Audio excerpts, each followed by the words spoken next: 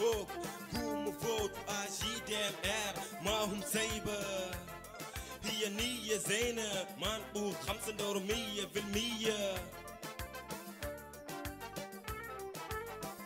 C'est ça.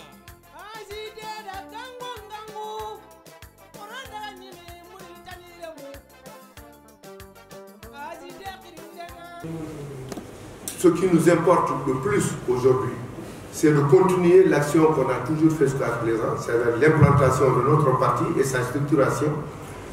D'ailleurs, quelque chose qui a été plus ou moins fait assez bien et nous pensons pouvoir le réussir grâce à une équipe jeune, dynamique, efficace, disciplinée et complètement mobilisée pour la réalisation de ces actions. Et, ceci dit, nous pensons que nous avons aujourd'hui dans notre pays, nous sommes devant une situation assez grave. Donc, ce n'est pas seulement au niveau de la Mauritanie. Nous sommes dans une sous-région aujourd'hui où la tension est très forte. Dans le Sahel, nous vivons énormément de problèmes. Et nous pensons que ces problèmes-là, pour pouvoir en tout cas les dépasser, notre pays a besoin d'avoir une cohésion nationale importante. Et je pense que nous devons tous travailler à créer cette cohésion-là. Mais malheureusement, je pense que les pouvoirs publics, chez nous, ne font pas ce qu'il faut pour créer aujourd'hui un climat de concorde qui nous permet de pouvoir résister davantage aux différents défis qui nous sont posés. Donc pour terminer, je vais peut-être poser un certain nombre de problèmes sur lesquels certainement nous allons revenir. Je crois qu'aujourd'hui nous avons de gros problèmes en Mauritanie. Je vais juste citer quelques-uns parce qu'ils sont trop nombreux. Le premier problème de mon point de vue, c'est le problème de l'enrôlement. Je crois que l'enrôlement aujourd'hui en Mauritanie est un très grand problème, dans la mesure où nos autorités même disent que le 15 février, on va arrêter l'enrôlement qu'on est en train de faire actuellement. Or, on va arrêter l'enrôlement alors qu'il y a des dizaines de milliers de Mauritaniens, aussi bien à l'intérieur que dans la diaspora, qui ne sont pas encore enrôlés. Et qu'est-ce qu'on va en faire? Ces gens qui n'ont pas de papier aujourd'hui, ça veut dire qu'ils ne vont plus être Mauritaniens ou quoi? Ça va être des apatrides. Donc nous pensons que ça c'est quelque chose sur lequel il faudrait peut-être réfléchir et de notre point de vue, ce n'est pas possible de donner une date butoir pour dire on va s'arrêter là. Donc nous pensons que dans un pays, l'enrôlement doit être permanent. Tout citoyen mauritanien a le droit de s'enrôler. S'il ne peut pas s'enrôler maintenant, il doit pouvoir s'enrôler demain ou après-demain, ainsi de suite. Donc nous pensons que les autorités doivent prendre ça en charge et faire en sorte qu'on puisse continuer à enrôler nos citoyens qui ne le sont pas. Deuxième problème, cette loi d'orientation sur l'enseignement et l'éducation. Nous pensons que c'est une loi qui, d'abord, assez ambiguë, mais de façon volontaire. On a fait une loi, et or cette loi, son seul objectif, c'est en réalité d'arabiser la Mauritanie à marche forcée. Et ça, au détriment de toutes nos autres langues. Et nous savons qu'aujourd'hui, si sérieusement nous voulons résoudre les problèmes, la solution aujourd'hui, c'est l'officialisation de ces langues-là. Elles doivent être officialisées, elles doivent être enseignées comme langue d'enseignement et toutes les matières doivent être enseignées dans ces langues-là. Parce que nous n'avons jamais vu dans le monde, aucun pays dans le monde ne s'est développé en utilisant la langue d'autrui. Donc nous pensons que nous devons pouvoir permettre à nos populations d'utiliser nos propres langues. Il y a un autre problème, c'est le problème de la cohabitation, qui est vraiment une bombe à retardement dans notre pays-là. Et il faudrait qu'on essaie de trouver les moyens, en tout cas de faire en sorte que tous ces problèmes que nous vivons soient plus ou moins éliminés.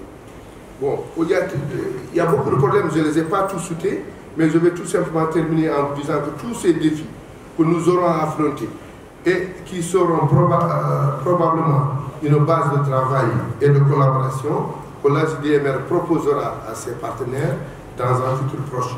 Donc nous pensons que l'opposition dans son ensemble doit pouvoir se retrouver pour trouver justement les meilleurs moyens en tout cas de poser ces problèmes et de retrouver des solutions. Parce que notre problème dans ce pays-là, c'est que même l'opposition aujourd'hui, ceux qui se disent l'opposition, ne parlent même pas de la même voix et ne sont même pas d'accord sur quelque chose de très clair. Donc tout ça, nous pensons que nous devons travailler ça pour pouvoir le réaliser. Bon, donc je suis à votre disposition pour répondre à vos questions et je vous remercie.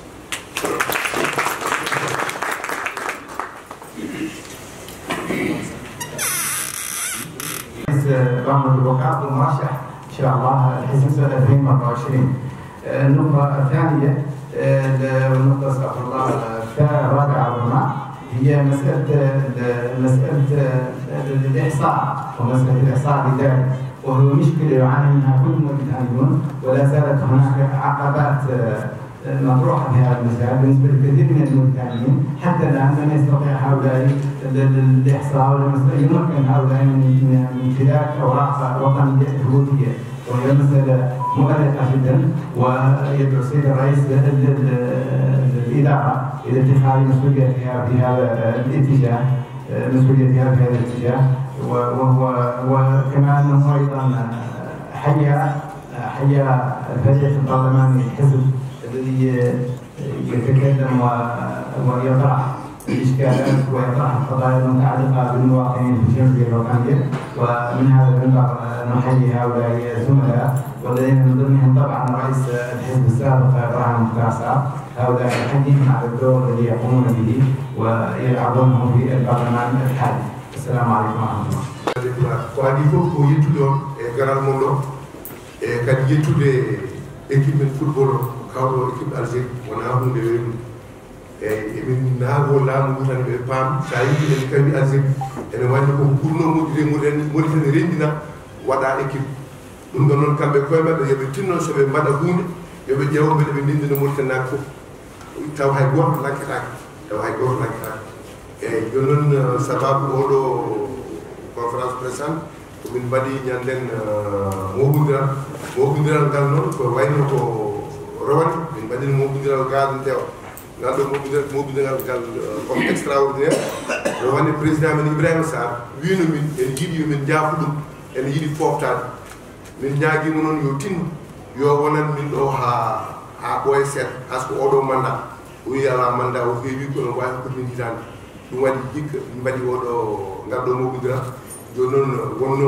mujin moɓodiral ko suɓade cukku makko eyyi no taw lomtotoɗon donc sehilaɓe ɓe ndendi ɓe kokkimi hoolare min jogi lomtomo mbiyaɓe noon ɓe jarama mbiɗa andi ko hunde weldimi no feewi saabu ko martaba kadi ko teddugal kono mbiɗa andi ko hunde tinde nde weɓani kono noon mbiɗo jarnoɓe ɗum ɗon eyyi kadi min jogui caɗele kewɗe kono emin jogui fartaŋe ene wayno par ce que maw Ibrahima Sarr ha joni ko mawɗa min yeehi kadi min mbaɗimo président d'honneur congrès waɗimo président d'honneur kadi ko sardiyanke amen e jinnomi ko profit de l'occasion pour yettude sardiyankoɓe men nayowoɓe toon ɓe vraiment ligguey baɗɗo fayida mbaɗata kamɓe e sehila mabɓe par ce que wona kamɓe tan emin jogui toon sehilaɓe men woɓɓe yimɓe sawab e yimɓe fruit kamɓe fof eɓe mbaɗa toon liggaji baɗɗi fayida ɗum noon eɗen mbiyaɓe yo ɓe tinno yo Allah sembin e koye mbaɗata fof eyyi joni noon ko mbiɗi sikki ɓuri temmu tan mata ko ɗum ɗon en tout cas wiide won kam ko leydi men ndi hannde ene wonde caɗele kewɗe caɗele ɗe noon wawata pirɗumen ko taw leydi ndi o taw yimɓeɓe ene mahodiri ene nangodiri ɗum ɗon noon wawa wonde so potal ala taw gonga ala jiɗɗen ko ardiɓen ɓe yoɓe tinno yo mbaɗa feere foof beela leydi ndi yimɓene mbawa nangodirde mbawa mahodirde mbawa rendude caɗele mbawa rendude peeje eyyi ko ɗum yimɓe no jiɗi caɗele goɗɗe ɗe kalni ɗon ko wayno enrôlement ko wayno loi d' orientation ko wayno tampere yimɓe men joni dal ɗum ɗo fof ko caɗele so en mbawa huɗde ɗon caɗele en mbawa safrude ɗon caɗele so tawi en wona yimɓe renduɓe.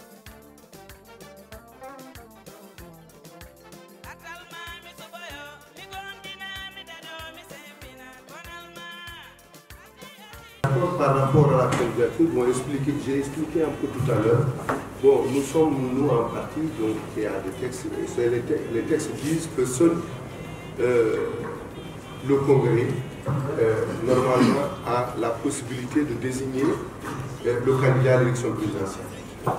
Or, d'ici le mois de juin, nous ne sommes pas capables de faire un autre Congrès. C'est pourquoi nous avons donc choisi un Congrès, un candidat. Mais nous restons ouverts. C'est-à-dire que nous, on est prêts à discuter avec les gens, en tout cas pour trouver une candidature. On le fera et nous avons on va voir en tout cas, nous voulons qu'on prenne le meilleur candidat pour que cette fois-ci, on puisse éventuellement avoir une alternative. Bon, pour kañum ɗum ɗon andi parti yiɗi ko yimɓe par ce que haalpulaar ne wiya doole limo ko ndiyam parti so ala yimɓe ne wayno ala ko woni kono parti noon kadi ko neɗɗo jogoto volonté wonde hen walla wasde wonde hen et puis ɗum wona andidena tan parti ji ɗi fof ko gandi ɗum parti ɗi fof keeɓi ɗum yimɓe jalti jeeyi donc ɗo joni moi je crois que ene waɗi texte uji kala jaari taw ɗo ene waɗi yimɓe koko sanctionna sanction ngaji ɗi noon ene waɗi deux types neɗɗo wawi sanction ka ko no wiyete kadi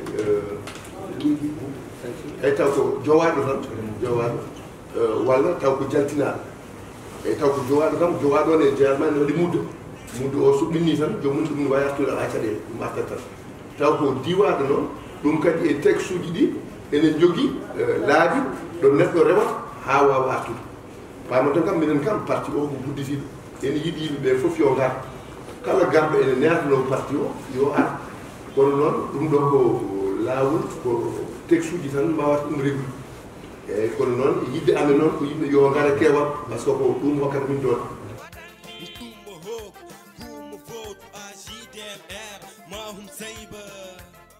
هي نية زينة ما نقول 5%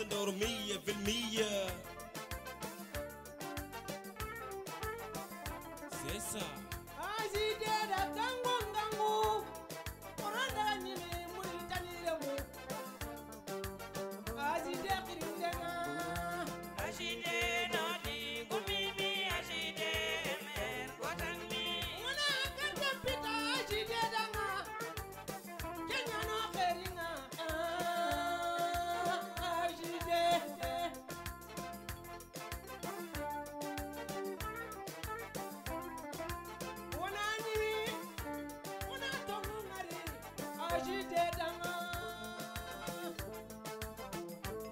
Bon, et le système Mohamed ñanden tan mi yiwtanno e musidɗam sa ɗum kalta eyi tawde kam so wiyete kam min keeɓi objectif aji amen min keɓani objectif amen par ce que objectif amen wonno ko libde oɗo systéme mo gandanɗa hoorema ene yiɓde kono ha joni en dokki libdemo en liɓanimo bon kono tan mbiɗa sikki ko CSC tan yarate ko adi fof min mbiɗa sikki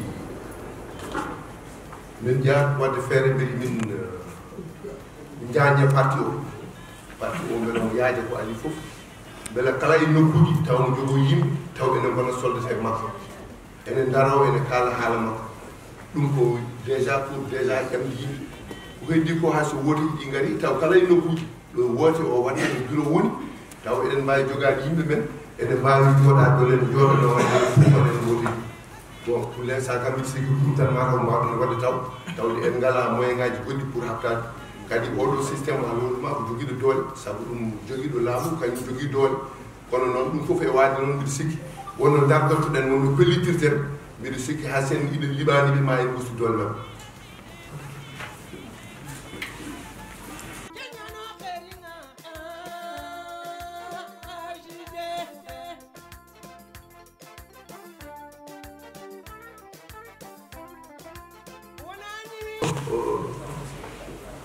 C'est un peu compliqué, mais c'est vrai, ce pacte, nous, on l'a demandé depuis assez longtemps. Mais ce qu'il faut dire, c'est qu'ici, les choses ne vont pas très vite. Parce que même au départ, ce qui nous a poussé à ça, c'était d'abord pour savoir réellement, même au sein de l'opposition, qui est opposé à quoi. Donc pour nous, c'était ça. Mais c'est vrai, ça n'a pas encore abouti. Ça traîne, j'espère que ça se fera. Mais seulement, c'est pas aussi rapide qu'on aurait quand même voulu. C'est pas aussi rapide qu'on aurait voulu. Merci.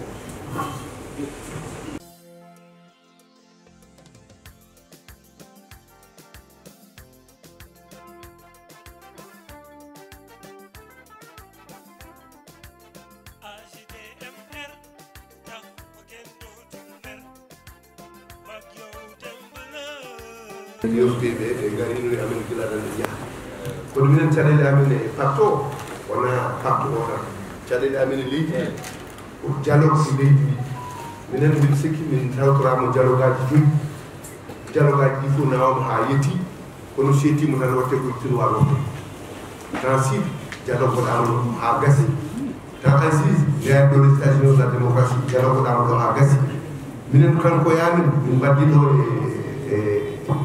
parti majorité li bi jerat min kan min ko dum min ci ni dum do mofta dialogue rowan yeyi ha hankadi fo wada gasi heddi atelier ji ne made o sam tam taw am modo ni taw min do taw be dari be datti ay gor anda pour taw datti min no min bi tawde ko non hankadi hadamen yaati dialogue il faut que min keba garantie o odo dialogue badatedo ma wonti wala yimɓe noddane garane kalde après jaamu non min mbawande jabde ɗum ɗum haade min nande oɗo pacte ɗum haade min nande oɗo dialogue min mbi ko so président la ɓen yiɗi yo yimɓe garti naata e oɗo pacte naata dialogue o kanko hoore makko yo haal o wiya oɗo kilo kanko yo waɗ exclusion mo sina ha yimɓe fof nan e on saha soɓe jeeyi so waɗani kam ha ɗum tori o waɗani ko hine ɗum haade min yaadi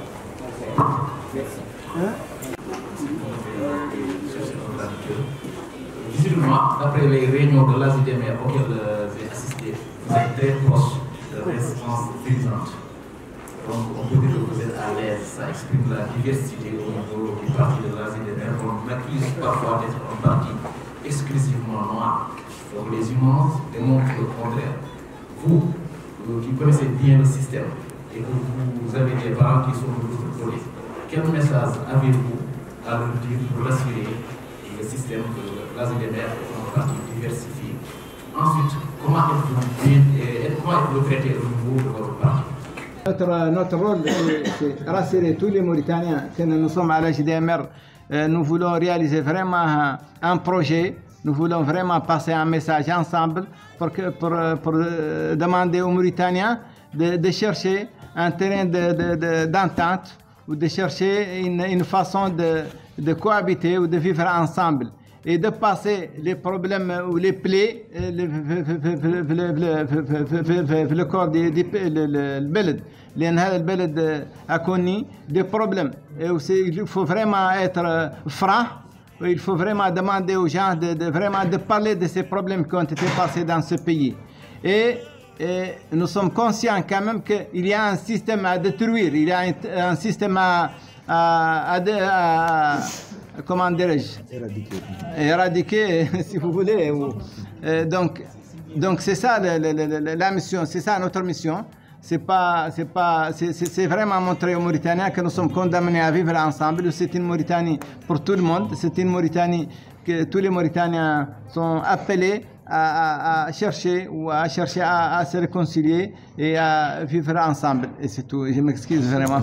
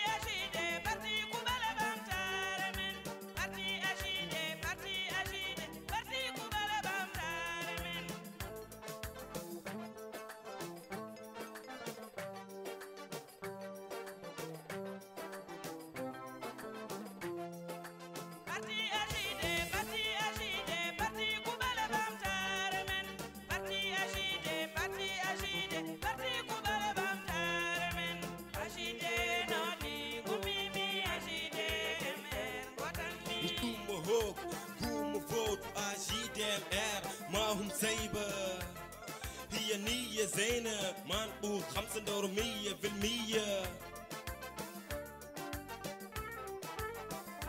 C'est ça.